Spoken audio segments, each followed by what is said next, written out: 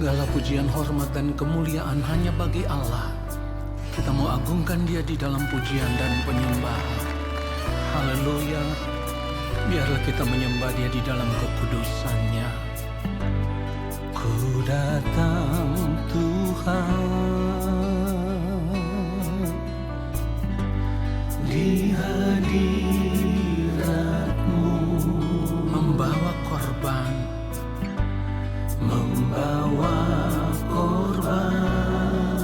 pujian bagi-Mu, pujian bagi-Mu. Engkau yang layak, Engkau yang layak. Terima pujian penyembahan. Engkaulah Allah yang maha tinggi, yang maha tinggi. Tiada Allah yang sama seperti diri-Mu, yang sama seperti diri-Mu, yang berkuasa. Allah yang hidup, Allah yang hidup. Mari katakan di dalam Yesus, di dalam Yesus. Ku menyembah-Mu, ku menyembah-Mu. Engkau pulihkan, Engkau pulihkan. Amin, haleluya. Dan selamatkan, dan selamatkanku. Engkau yang layak, Engkau yang layak. Terima pujian penyembahan. Engkaulah Allah, katakan yang maha tinggi, yang maha tinggi. Tiada Allah yang sama seperti diri-Mu, yang berkuasa. Allah yang hidup, Allah yang hidup. Nyanyikan anugerah terindah dalam hidupku, anugerah terindah dalam hidupku. Engkau selamatkanku, Engkau selamatkanku. Amin, haleluya. Ku mau jadi sama seperti melakukan kehendak, melakukan kehendak-Mu. Ketika kita berkata kita percaya kepada Allah, maka kita harus hidup hanya untuk melakukan kehendak-Nya, mengenakan pikiran dan perasaan Kristus di dalam hidup ini. Katakan Engkau yang layak, Engkau yang layak. Terima pujian penyembahan. Engkaulah Allah, Engkaulah Allah yang maha tinggi, yang maha tinggi. Yes. Tiada Allah yang sama seperti diri-Mu, yang sama seperti diri-Mu, yang berkuasa. Allah yang hidup, Allah yang hidup. Dia Allah yang hidup, Allah yang hidup. Haleluya. Allah yang hidup, Allah yang hidup. Katakan sungguh-sungguh Allah yang hidup, Allah yang hidup. Hanya Engkau yang ditinggikan, ya Allah. Hanya Engkau yang dimuliakan.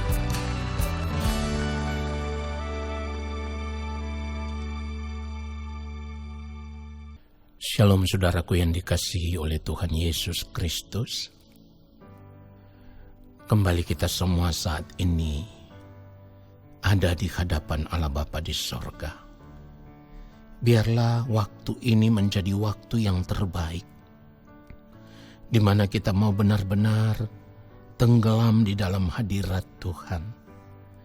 Kita mau benar-benar mengarahkan hati kita, pikiran kita hanya tertuju kepada Allah Bapa di sorga. Kita mau memiliki kerinduan yang dalam akan kebenaran firman-Nya. Dan kita mau menanti-nantikan Bapa berbicara bagi kita semua.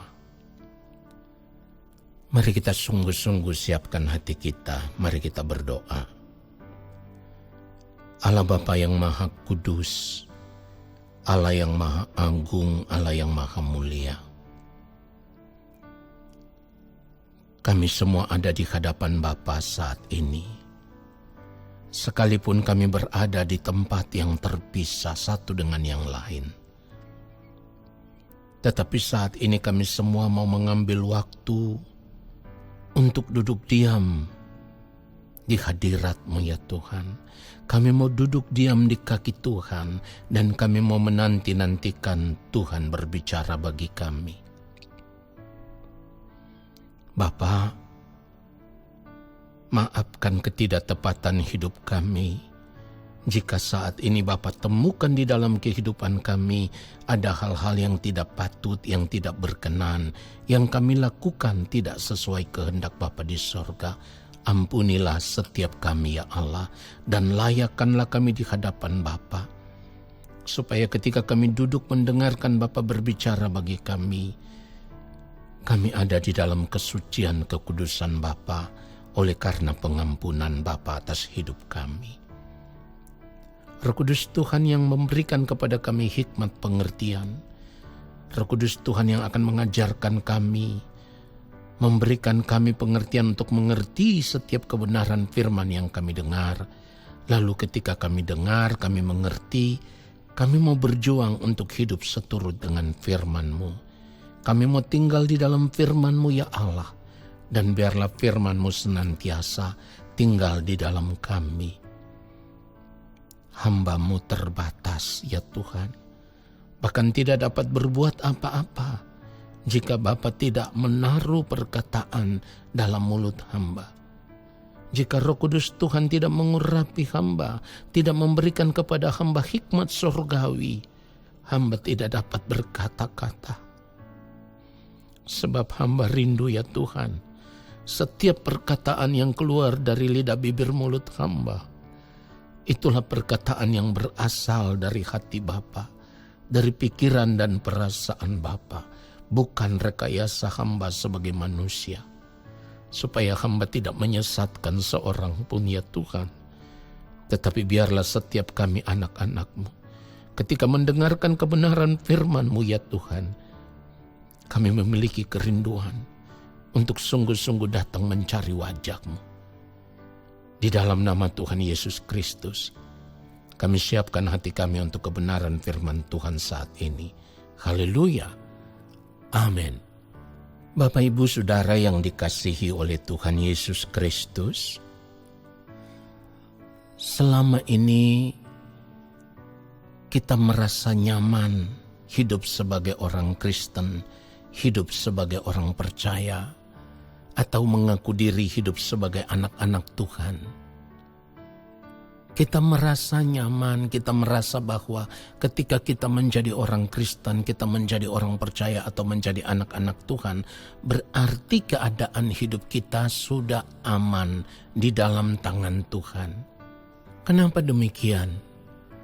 Karena ada begitu banyak di antara kita, orang Kristen, orang percaya atau anak-anak Tuhan ini sudah terlanjur memiliki pola pikir bahwa kalau sudah berada di dalam Kristus, sudah percaya kepada Kristus, berarti kehidupan kita sudah aman.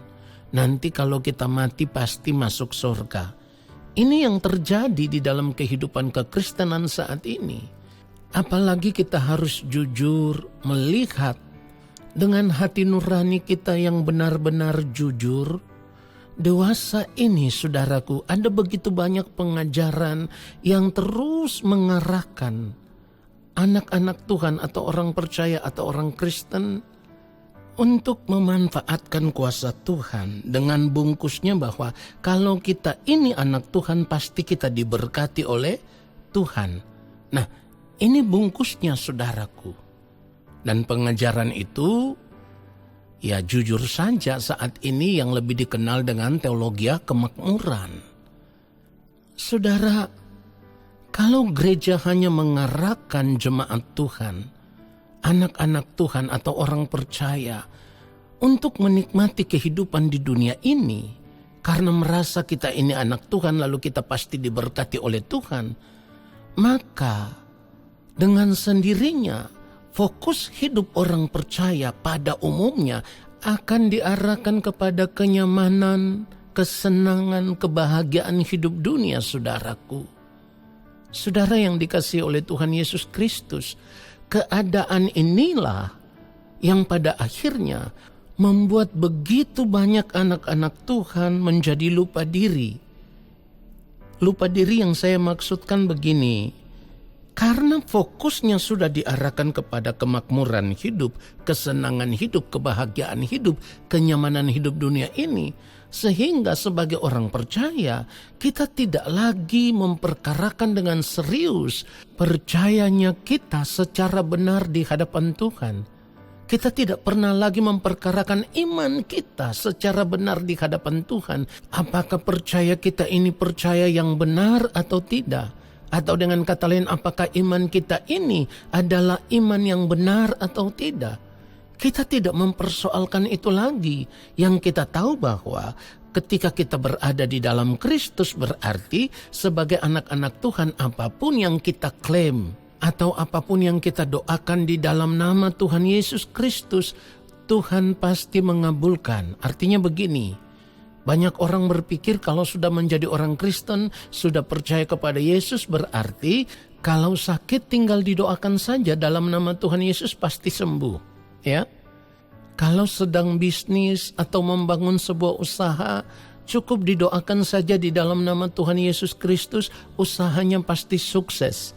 Saudara, pengajaran-pengajaran ini yang ditanamkan selama ini, yang membuat pada akhirnya ada begitu banyak orang percaya merasa nyaman, ya, dan tidak lagi memperkarakan apakah percayanya itu benar di hadapan Tuhan atau tidak. Saya berkata demikian, saudaraku, bukan berarti saya tidak percaya kepada mujizat. Allah mempunyai kuasa, Allah sanggup melakukan segala sesuatu, dan kuasanya itu tidak terbatas, saudaraku. Dia Allah yang tidak terbatas. Tetapi kita harus mengerti hidup sebagai orang percaya, hidup sebagai orang Kristen, kita tidak bisa seenaknya saja memanfaatkan kuasa Tuhan supaya Tuhan menuruti apapun yang kita inginkan. Tuhan mengabulkan setiap permohonan kita sesuai dengan keinginan diri kita sendiri. Saudaraku, Kristen yang benar, Kristen yang sejati tidak seperti itu. Ya, kalau kita hidup dengan cara hidup yang demikian, sama dengan kitalah yang mengatur Tuhan. Padahal keadaannya harus sebaliknya. Kalau kita berkata kita percaya kepada Allah, maka percaya yang benar itu adalah kita harus hidup di dalam penurutan akan kehendak Allah. Apapun yang Allah kehendaki harus kita lakukan. Jadi kita hidup di dalam pengaturan Allah, sesuai dengan keinginan Allah, sesuai dengan kehendak Allah. Ini percaya yang benar, ini iman yang benar.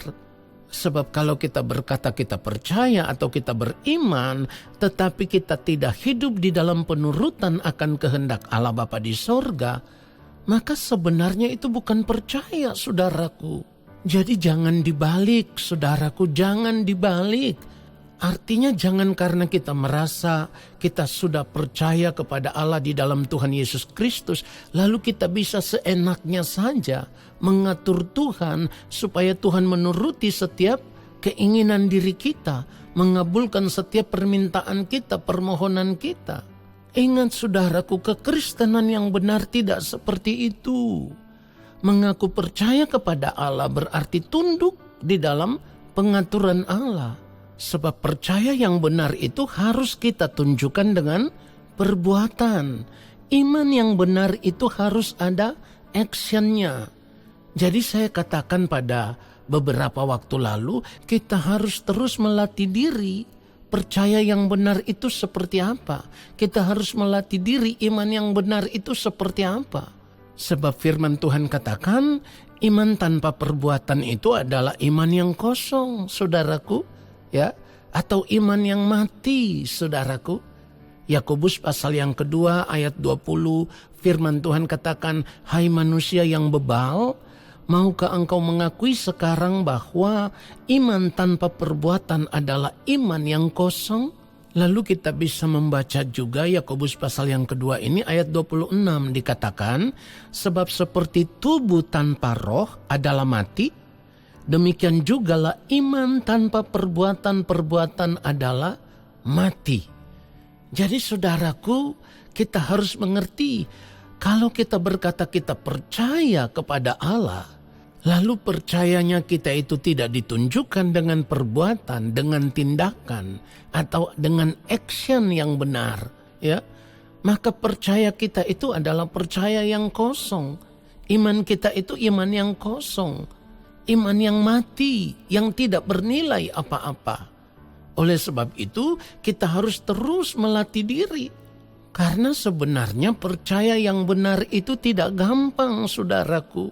Tidak gampang, saudaraku.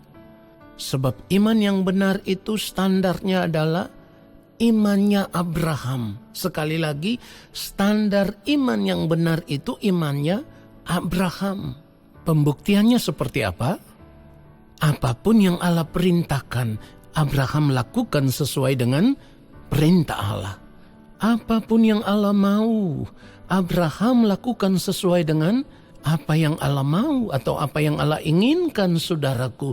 Termasuk ketika Allah berkata kepada Abraham untuk menyerahkan anaknya sebagai korban persembahan. Dan saudaraku, lewat cara inilah Allah hendak mendidik Abraham atau mengajar Abraham supaya Abraham dapat melakukan segala sesuatu sesuai dengan kehendak Allah Bapa di sorga. Mari kita lihat Kejadian pasal 22. Lalu kita membacanya mulai ayat 1, ya. Setelah semuanya itu Allah mencoba Abraham. Ia berfirman kepadanya, "Abraham," lalu sahutnya, "Ya Tuhan." Ayat 2, firman-Nya, "Ambillah anakmu yang tunggal itu, yang engkau kasihi, yakni Ishak, pergilah ke tanah Moria dan persembahkanlah dia di sana sebagai korban bakaran pada salah satu gunung yang akan kukatakan kepadamu." Saudaraku, dari kebenaran firman Tuhan ini ada kalimat yang sangat menarik ketika Allah memerintahkan Abraham. Pada ayat yang kedua dikatakan begini, firman-Nya, "Ambillah anakmu yang tunggal itu." Perhatikan saudara, anak satu-satunya, ya, anak yang tunggal. Lalu kalimat selanjutnya dikatakan yang engkau kasihi, yakni Ishak. Saudara perhatikan itu, sudah anak satu-satunya dikasihi, sekarang diperintahkan Tuhan untuk dipersembahkan sebagai korban bakaran. Saudaraku, bagaimana kalau keadaan itu terjadi pada diri kita? Punya anak tunggal, anak yang sangat kita kasihi, lalu kita diperintahkan oleh Tuhan untuk mempersembahkan anak itu sebagai korban bakaran. Saudaraku, mari kita jawab dengan jujur pertanyaan ini. Bagaimana kalau keadaan itu terjadi di dalam kehidupan kita? Apakah kita rela melakukan semuanya itu sesuai dengan perintah Allah? Sebab tidak gampang, saudaraku. Tidak gampang kita mau menyerahkan anak tunggal kita menjadi korban bakaran. Pada suatu kesempatan ketika saya berbicara di salah satu persekutuan doa, ada beberapa hakim yang hadir di situ, saudara. Lalu saya memberikan satu ilustrasi. Saya katakan bahwa kalau Allah Bapa di sorga rela memberikan putra kesayangannya menjadi korban penebus atas kehidupan kita, atas cara hidup kita yang salah, supaya kita bisa diselamatkan di dalam Kristus Yesus. Satu-satunya putra kesayangannya diberikan, dan bahkan Bapa harus melihat ia menderita di atas kayu salib. Tetapi Bapa rela memberikan itu demi manusia ciptaannya, supaya tidak binasa, Lalu saya bertanya kepada beberapa hakim yang ada di situ. Saya katakan, Pak Hakim yang terhormat, seandainya keadaan ini saya balik, kalau Pak Hakim memiliki seorang anak yang sangat dikasihi, yang sangat disayangi, lalu di dalam memimpin satu pengadilan, Bapak memberikan keputusan, yaitu hukuman mati kepada salah seorang terdakwa. Ingat, hukuman mati kepada salah seorang terdakwa. Lalu saya bertanya, apakah Pak Hakim rela demi membebaskan terdakwa dari hukuman mati tersebut? Apakah Pak Hakim rela memberikan anak tunggal Bapak untuk menjalankan hukuman mati tersebut, lalu terdakwa dibebaskan? Saya bertanya demikian, dan saudara tahu apa jawabnya? Semua hakim yang mengikuti ibadah tersebut menggelengkan kepala. Artinya mereka tidak rela anak tunggal mereka diserahkan sebagai ganti terdakwa yang harus menjalankan hukuman mati. Saudara perhatikan itu. Jadi saya katakan di awal tadi, percaya itu tidak gampang. Kalau kita mengaku percaya berarti kita harus hidup di dalam penurutan akan kehendak Allah.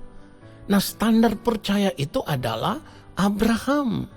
Karena ternyata setelah Allah berkata, Abraham, berikan anakmu sebagai korban bakaran. Saudara, firman Tuhan katakan begini, Kejadian 22 ayat yang ketiga, keesokan harinya pagi-pagi bangunlah Abraham, ia memasang pelana keledainya dan memanggil 2 orang bujangnya beserta Ishak anaknya. Ia membelah juga kayu untuk korban bakaran itu. Lalu berangkatlah ia dan pergi ke tempat yang dikatakan Allah kepadanya. Ini artinya Abraham melakukan segala sesuatu sesuai dengan perintah Allah. Ingat, Abraham melakukan segala sesuatu sesuai dengan perintah Allah. Abraham rela menyerahkan putra tunggalnya, yang begitu dikasihinya. Abraham rela menyerahkannya sebagai korban bakaran, saudaraku. Demi menuruti perintah Allah, ia rela. Lalu mari kita lihat ayat selanjutnya. Kalau kita membaca, kita lompat saja ke ayat yang ke-7. Lalu berkatalah Ishak kepada Abraham ayahnya, Bapa, sahut Abraham, ya anakku. Bertanyalah ia, di sini sudah ada api dan kayu, tetapi di manakah anak domba untuk korban bakaran itu? Perhatikan baik saudara ayat yang ke-8. Sahut Abraham, Allah yang akan menyediakan anak domba untuk korban bakaran baginya anakku. Demikianlah keduanya berjalan bersama-sama. Saudara perhatikan, di dalam keadaan seperti itu, Abraham tetap mempercayai Allah dengan sangat luar biasa. Abraham tetap percaya bahwa Allah akan menyediakan anak domba untuk korban bakaran itu.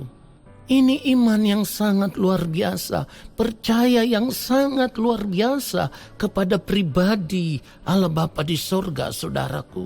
Sebab sekalipun Abraham rela menyerahkan anaknya sebagai korban bakaran, ia taat melakukan apa yang menjadi perintah Allah. Tetapi imannya berkata, Allah akan menyediakan anak domba itu. Saudara, itulah percaya yang benar, iman yang benar. Dan tentu itu tidak gampang, saudaraku. Karena Abraham sudah melewati proses itu sebelumnya. Ketika Allah berjanji akan memberikan anak kepadanya di umur yang sudah begitu tua bersama dengan istrinya, saudaraku. Tetapi Abraham tetap percaya akan janji Allah. Dan Abraham bisa melihat apa yang dijanjikan Allah, itulah yang digenapi. Sebab Allah memberikan kepada Abraham Ishak menjadi putra tunggal yang begitu dikasihi oleh Abraham. Tetapi pada akhirnya Allah meminta supaya Abraham mempersembahkan Ishak sebagai korban bakaran. Ingat, ketika Allah memerintahkan Abraham untuk menyerahkan anaknya, Abraham tidak membantah. Abraham melakukan sesuai dengan apa yang diperintahkan Allah. tetapi imannya tetap berkata, Allah yang akan menyediakan anak domba sebagai korban bakaran. Sebab kalau kita melihat ayat selanjutnya, kita membaca Kejadian 22 ini ayatnya yang ke-10. Sesudah itu Abraham mengulurkan tangannya lalu mengambil pisau untuk menyembelih anaknya. Ayat 11, tetapi berserulah malaikat Tuhan dari langit kepadanya, Abraham, Abraham. Sahutnya, ya Tuhan. Ayat 12, lalu ia berfirman, jangan bunuh anak itu, dan jangan kau apa-apakan dia.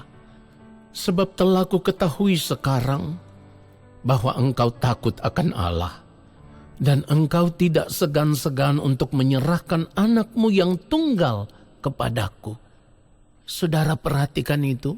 Ayat 13, lalu Abraham menoleh dan melihat seekor domba jantan di belakangnya yang tanduknya tersangkut dalam belukar.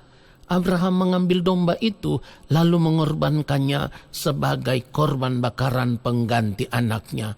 Dan hal itu terjadi sesuai dengan imannya Abraham, sesuai dengan percayanya Abraham bahwa Allah yang akan menyediakan anak domba sebagai korban bakaran.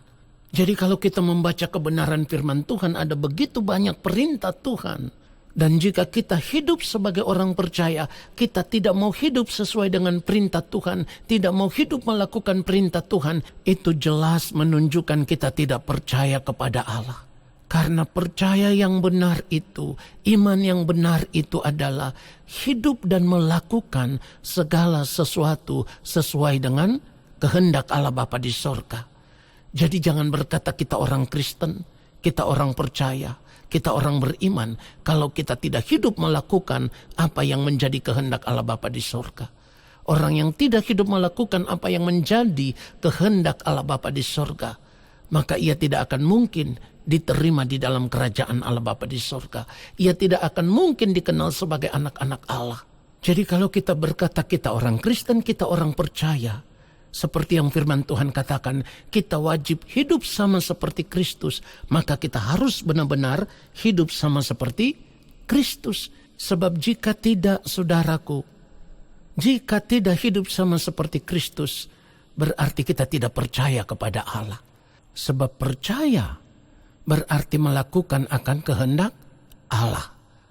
Kiranya kebenaran firman Tuhan ini menyadarkan kita bahwa ternyata menjadi orang Kristen yang benar itu tidak semudah apa yang kita pikirkan. Karena percaya kepada Allah berarti kita harus hidup di dalam penurutan akan kehendak Allah.